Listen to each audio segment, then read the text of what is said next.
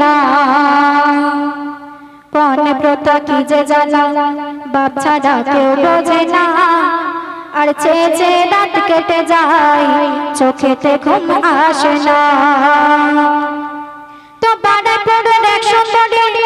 বাপ ছিল রিকশাওয়ালা আর মাথার ঘামকে পায়ে ফেলে রোজগার করতো দুবেলা তো মেয়েকে ভালোবাসতো এত ফরমাস বেশি করতো না আর পয়লা বলে ফর্সা বলে নাম রেখেছে শাবানা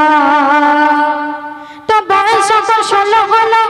বিয়ে করে হয় কথা আর সোনার পরের বাজির সাথে হলো তার পাকা কথা তো নগদ 12,000 টাকা আলমারি খাট বিছানা আর স্বামীর ঘরে তবে যাবে আদরিনী শাবানা তো বিয়ের দিন ভাই যায় সে যায় তো বিয়ের দিন ভাই যায় সে যায় আর কিছু জোগাড় হলো না আর রিকশাওয়ালা গরিব হলেও হাত পেতে সে চাইবে না পাত্রপক্ষের সঙ্গে যে হয় সেই দিনে আলোচনা আর বিয়ে হবে তার বাকিতে এখন দিতে হবে না তাই কবি এত সুন্দর কথা বলছিস না তো বিয়ের দিনে সাজে কোণে যখন শাবানা ওই গরিব পিতা কেঁদে কেঁদে বলে শোনো না তো বিয়ের দিনে সাজে কোণে যখন শাবানা ওই গরিব পিতা কেঁদে কেঁদে বলে শোনো না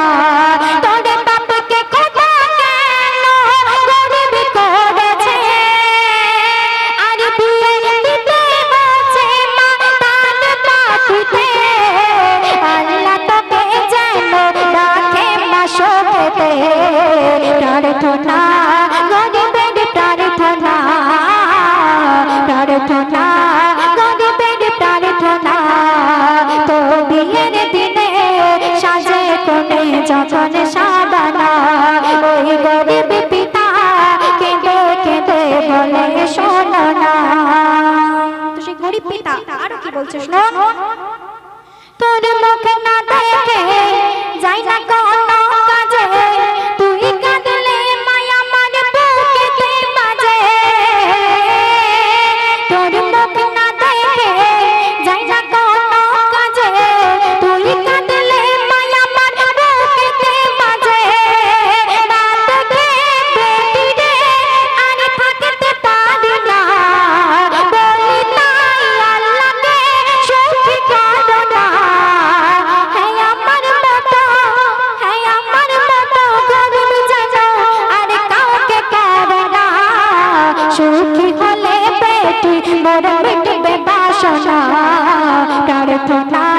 গরিবের প্রার্থনা প্রার্থনা গরিবের প্রার্থনা তো বিয়ের দিনে সাজে কোণে যখন শাবানা ওই গরিব পিতা কেঁদে কেঁদে বলে শোনো না তো বিয়ে হয়ে চলে গেল শ্বশুর বাড়ির ভিটেতে শাশুড়ি বলে ফকিরের বেটি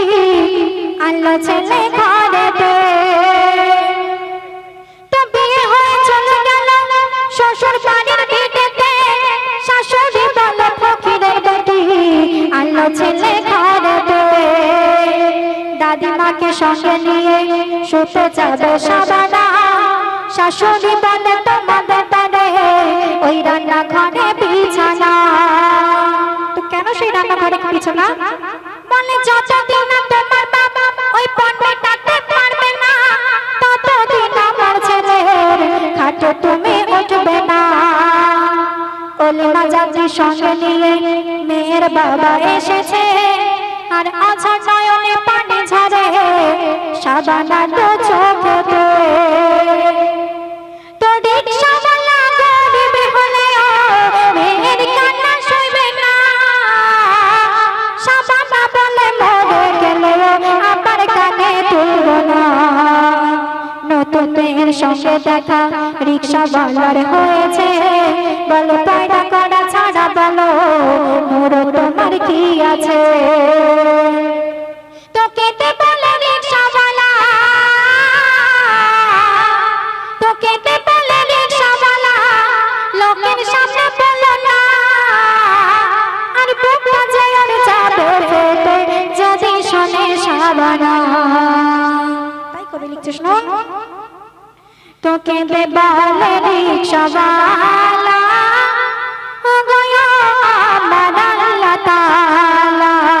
কে বলে রিক্সাওয়ালা, ও গয়া আমার আল্লাহ তাআলা। আজকে আমি বুঝেছি, আজকে আমি বুঝেছি, গরিব হওয়া কি জ্বালা, কে বলে রিক্সাওয়ালা,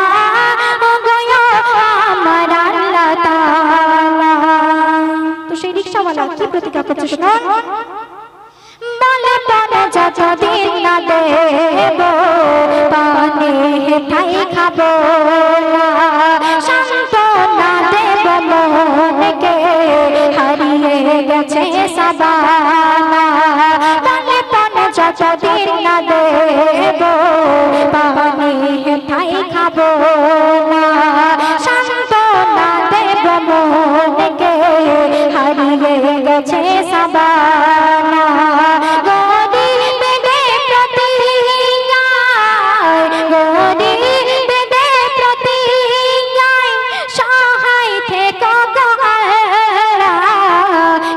বলে রিক্সাওয়ালা,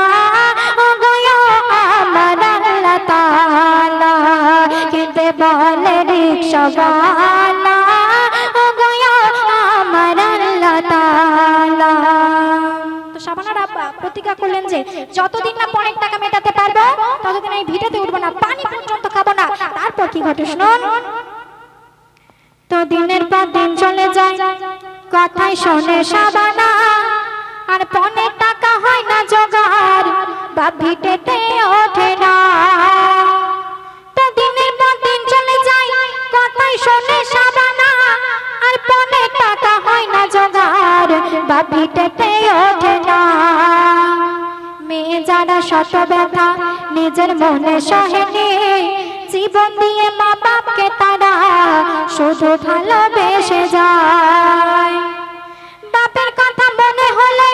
ডুকরে কাঁদে শাবানা, স্বামী বলে পন্না দিলে তুই বাপের ভিটে যাবি না। তো লাঞ্ছনা না সইতে পেরে, তো লাঞ্ছনা না সইতে পেরে অভিমানী শাবানা, আর কি করেছে গভীর রাতে শোনো করুণ ঘটনা।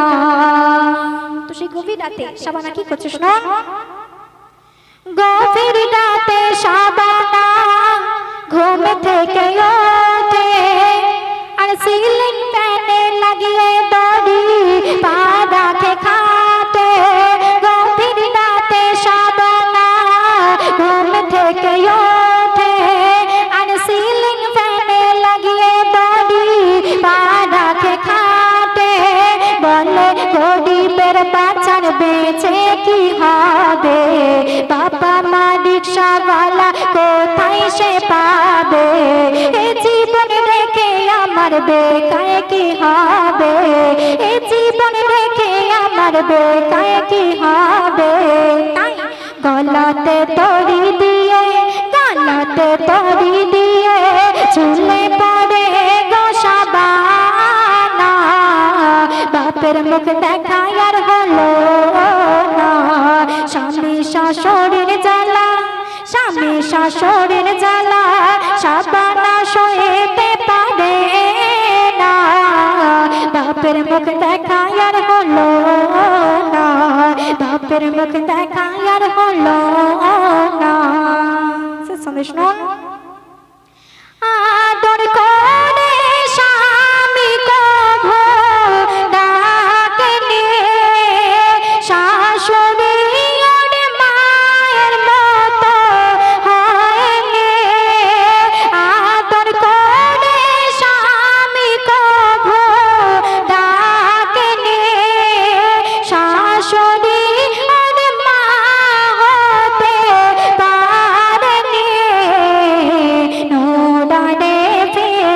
दिल कांपाए तोर लेखनी नूराने फिन दिल कांपाए तोर लेखनी तै बाकीते कादबिए तै बाकीते कादबिए दीबिने नूराने फिन दिल कांपाए तोर लेखनी नूराने फिन दिल कांपाए तोर लेखनी।